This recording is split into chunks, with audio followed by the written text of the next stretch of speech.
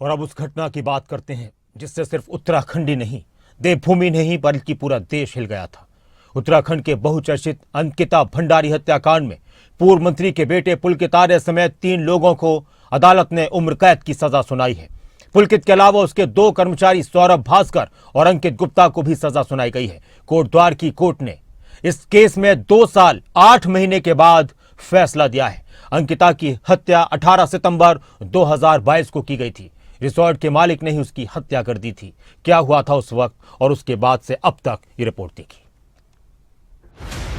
आज 22-23 साल की होती है।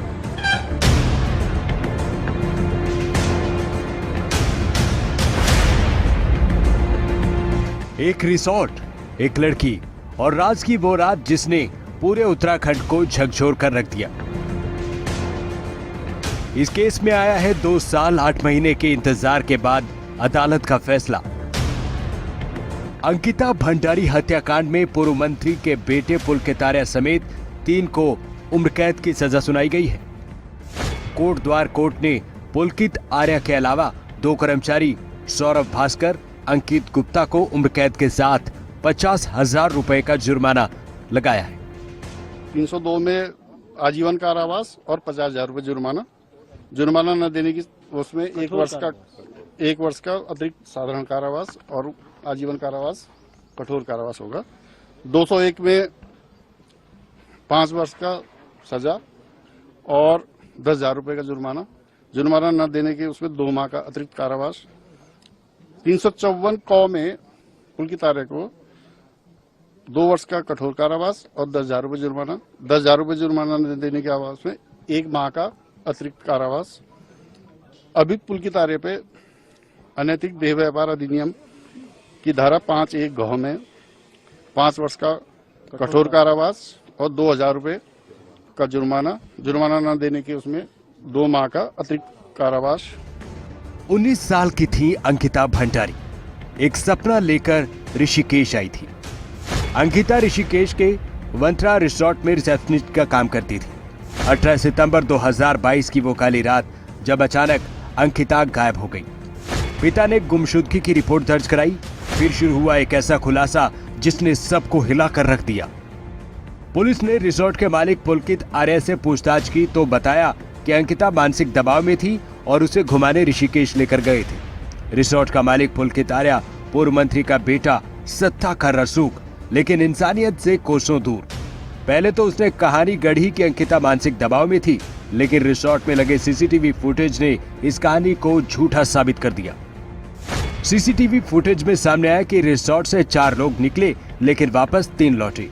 पुलकित ने सख्त पूछताछ में कबूल किया कि उसने अंकिता को गंगा में धकेल कर मार दिया। रेस्क्यू टीम ने शव चिल्ला पावर हाउस के पास नहर से बरामद किया। पुलकित ने अंकिता पर गलत काम करने का दबाव डाला था। अंकिता के विरोध करने पर पुलकित और उसके साथियों ने मिलकर हत्या को अंजाम दिया।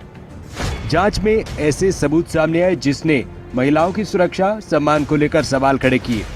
सामने आया कि रिसोर्ट में काम करने के दौरान वहां वीआईपी गेस्ट को एक्स्ट्रा सर्विस के लिए अंकिता भंडारी को रिसोर्ट मालिक पुलकित आर्य ने फोर्स किया था।